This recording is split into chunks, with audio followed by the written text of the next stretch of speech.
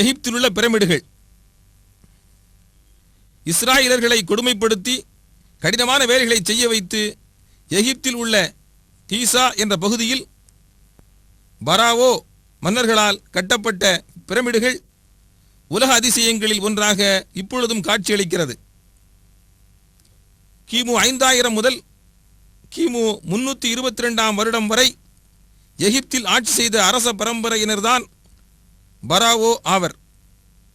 மரணத்திற்கு பிறகும் தங்களது உடல்களை மம்மிகளாக செய்து அழியாமல் பாதுகாப்பதற்காக ஒரு சில மன்னர்களால் உருவாக்கப்பட்டவைதான் பிரமிடுகள் ஆகும்.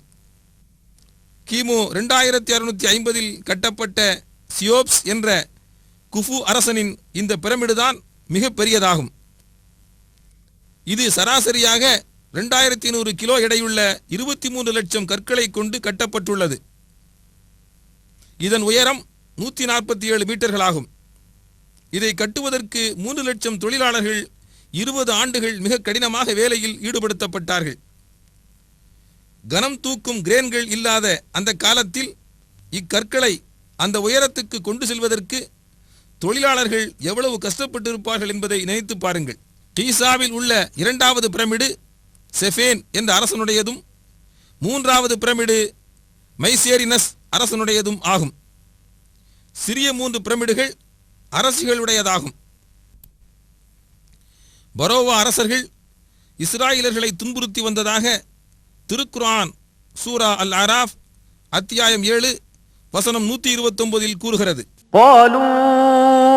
أوذينا من قبل أن تأتينا ومن بعد ما جئتنا قال عسى ربكم أن يهلك عدوكم ويستخلفكم في الأرض فينظر كيف تعملون. நீர் எங்களிடம் வருவதற்கு முன்னரும் துன்பப்பட்டோம், நீர் வந்த பின்னரும் துன்பப்படுகிறோம் என்று அவர்கள் கூறினார்கள். அதற்கவர் கூறினார், உங்கள் இறைவன் உங்களுடைய பகைவர்களை அழித்து உங்களை பூமியில் பின் தோன்றல்களாக்கி வைக்கக்கூடும். நீங்கள் எவ்வாறு நடந்து கொள்கிறீர்கள் என்பதை அவன் கவனித்துக் கொண்டிருக்கின்றான். ஸ்பிங்ஸ் என்பது ஒரே கல்லில் வடித்த மாபெரும் சிலை. இது கீசாயில் பிரமிடுகளுக்கு அருகில் உள்ளது. இது சிங்கத்தின் உடலும் மனித தலையும் கொண்டது. பல நூற்றாண்டுகள் மணலில் புதைந்திருந்த ஸ்பிங்ஸ் கிபி 1816 ஆண்டில் கண்டுபிடிக்கப்பட்டது. அரபு மொழியில் இச்சிலையை அபுல் ஹவுல் என்று சொல்லுவார்கள்.